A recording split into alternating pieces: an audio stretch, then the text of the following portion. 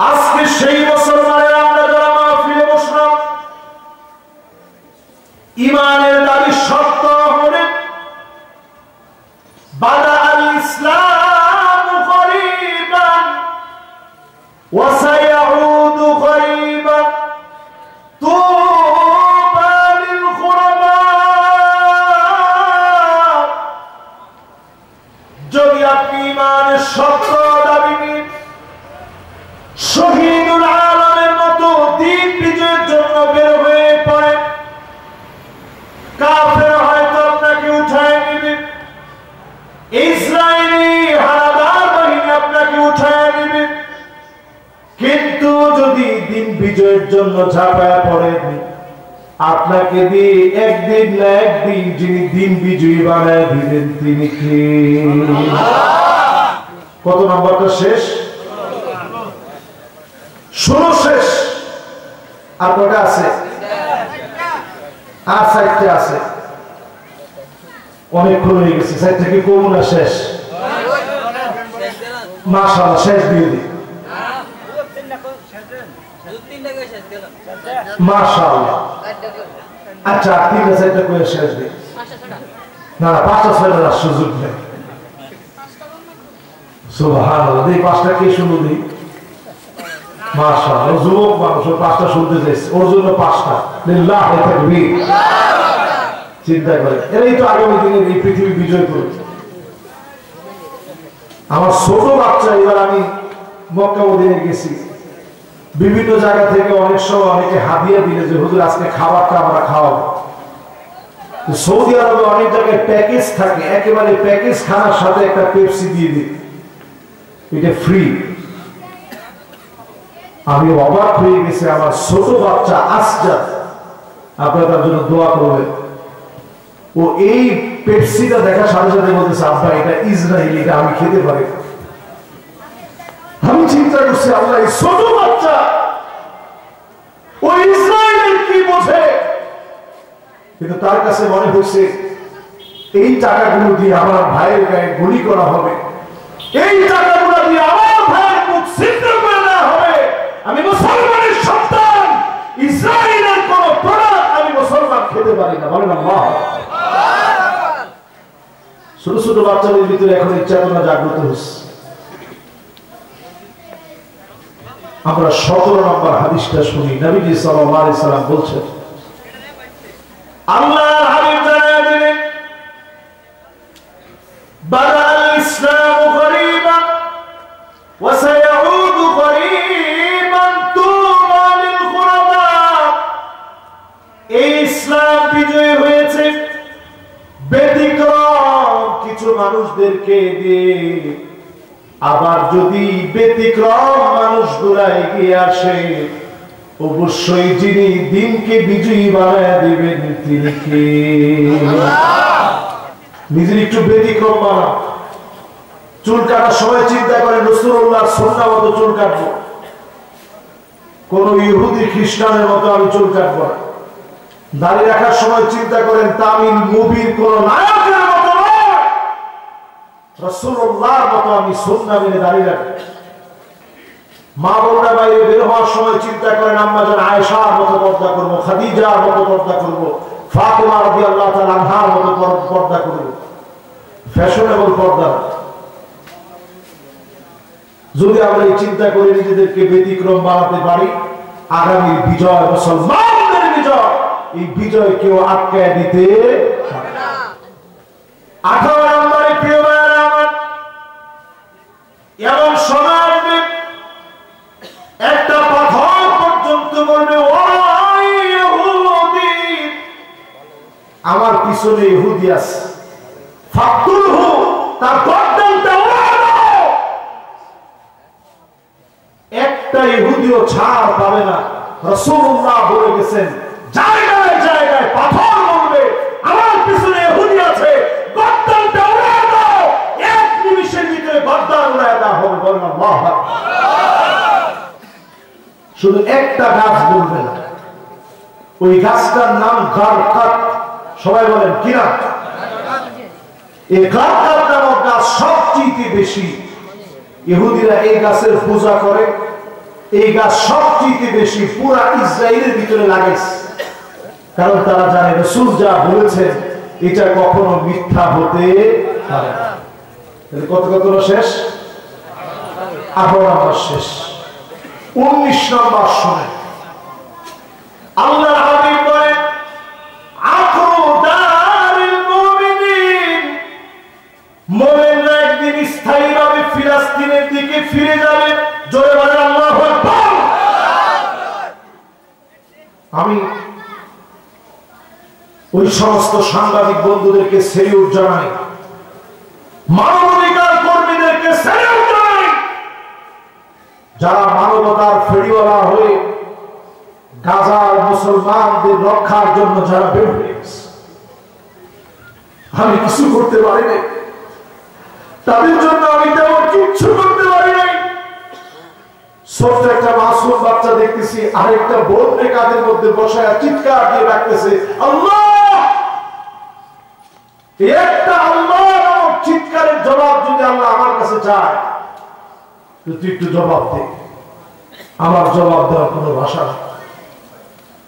যে আত্মচিৎকার এখন যার দিকে ত্রাহি ত্রাহি করছে,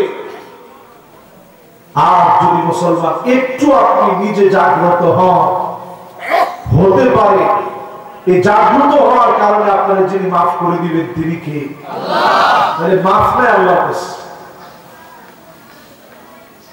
এবার কত নম্বর? 19 নম্বরে প্রিয় ভাইরা আমার, নবীর উম্মতেরা হবে কান্নাহুম বুনিয়ানুম মারসুস, সীসাদালা প্রাচীরের মতো একজন আরেকজনের সঙ্গে সম্পর্ক হবে মজবুত। সীসাদালা প্রাচীরের মতো সম্পর্ক গড়বে। এক জায়গায় মুমিন মার খেলে অন্য জায়গায় মুমিন সেখানে প্রতিশোধ নেবে। এক জায়গায় মার খেলে সবাই এক হয়ে যাবে, সারা দুনিয়া ইমানের বন্ধনে এক হয়ে যাবে। আর আফসোস, সারা দুনিয়া আমরা এক হতে পারি না। তবে সম্ভাবনা আছে বাংলাদেশে নতুন একটা সূর্যোদয় হবে, কোরআনুল কারীম দিয়ে বিচার হবে, আদালত প্রতিষ্ঠা হবে, সারা দুনিয়ার ভিতরে মুসলমানের ঐক্যবদ্ধ হবে। বলেন আল্লাহু আকবার। এই দেশটা ভিন্ন একটা দেশ।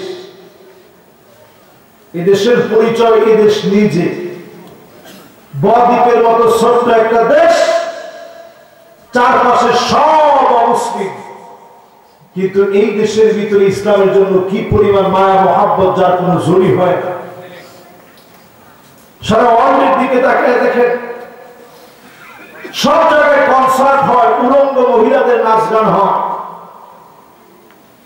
এমনকি বড় দুঃখজনক সত্য, সৌদি আরবে এখন শুরু হচ্ছে। কিন্তু এক সময় আমাদের দেশে এটা হইতো, মাহফিলের প্রভাবের কারণে কোন এলাকাতেই এখন নাচ গান তেমন ভালো কিছু করতে পারে না। ঠিকটা আসতে পারে, ঠিক নেই?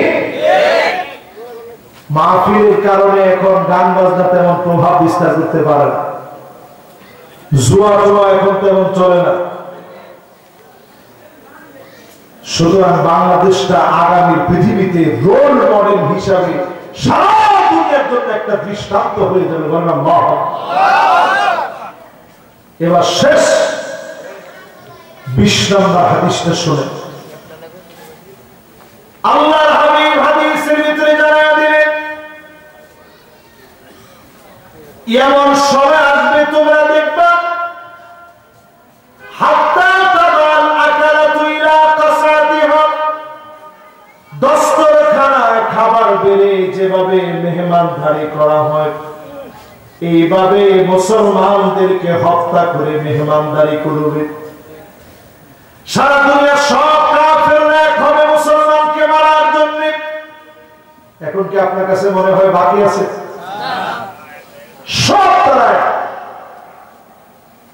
আমার পার্শ্ববর্তী দেশকে বন্ধু রাষ্ট্র আমরা বলি,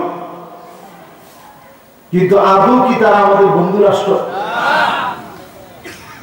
ডক্টর ইউনূস সাহেব সবেমাত্র কয়েকটা বিমান কিনছে, কেনার পরেই তাদের চোখ বড় হয়ে গেছে, ঘুম সব হারাম হয়ে গেছে। বাংলাদেশকে সব সময় দেখবেন তারা কটাক্ষ করে বিভিন্ন বক্তব্য দেয়। বাংলাদেশ শেষ করতে আমাদের 5 মিনিট লাগবে। আমরাও বলি আমরা শেষ হওয়ার জন্যই দুনিয়াতে আসছি, তবে একটা মুসলমান জীবিত থাকাকালীন সময়ে এই দুনিয়া আমরা শেষ করবে না। জোরে করে আল্লাহু আকবার।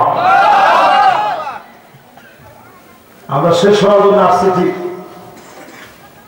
কিন্তু এই মুসলমান একজন থাকলে দুনিয়া শেষ হবে না। জোরে করে আল্লাহু আকবার। এই মুসলমানের দাম আল্লাহর কাছে এত বেশি। যারা এখানে বসছেন আজকে থেকে একটু মুসলমান হওয়ার চেষ্টা করে নিজেদের প্রশ্ন করেন, আমি কি নবীর সত্যিকারের উম্মত হতে পেরেছি? এই প্রশ্নটুকু আজকে ঘুমানোর আগে করবেন। যে নামাজ পড়েন নাই, নামাজ পড়ে তারপরে ঘুমাবেন, পারবেন তো ইনশাআল্লাহ? আল্লাহ রাব্বুল আলামিন আমাকে আপনাদের সবাইকে কথাগুলোর উপরে আমল করার তৌফিক দান করুন। যদি কর্তৃপক্ষ আমাকে অনুমতি প্রদান করে আমি মোনাজাতের জন্য যেতে চাই, মোনাজাত করতে চাই আপনাদেরকে নিয়ে। একটা লোক আমরা উঠবো না, ফিলিস্তিনের মহাব্বতে মাযলুম মুসলমানদেরকে নিয়ে আমরা অন্তত তাদের জন্য একটু দোয়া করবো। একজন গবেষক, একজন মানব দরদী মানুষ, ইসরায়েলের হানাদার বাহিনীর বিরুদ্ধে তিনি লড়তে গিয়েছিল অস্ত্র শস্ত্র নিয়ে না, শুধুমাত্র তার সামর্থ্য নাই, ফিলিস্তিনের মুসলমানদের পাশে দাঁড়ানোর জন্য তিনি গিয়েছে। শুধু একটা লাইভ করেছে ফেসবুকে, মুহূর্তের ভিতরে সে লাইভটা দুনিয়াব্যাপী ছড়ায়া পড়েছে। পৃথিবীর বহু দেশের লোকজন সেখানে ছিল। এই শহীদুল আলম সহ আরো পৃথিবীর বিভিন্ন মানবাধিকার কর্মীদেরকে অ্যারেস্ট করা হয়েছে। ইসরায়েলের জলদস্যু নরপিশাচরা তাকে ধরে নিয়েছে, কারণ সে মুসলমানের পক্ষে বলার জন্য গিয়েছে। হিসাব করেন মুসলমান 2 কোটি মানুষ আজকে রাত্রিতেও পৃথিবীতে মার খাচ্ছে শুধু মুসলমান হওয়ার কারণে। 20 কোটি মানুষ এমন আছে যাদের মাথার উপরে ছাদ নাই, ঘর নাই, বাড়ি নাই, কিচ্ছু নাই, শুধুমাত্র মুসলমান হওয়ার কারণে মার খাচ্ছে। 20 কোটি মানুষ ছাদ ছাড়া ঘুমায় মুসলমান হওয়ার কারণে।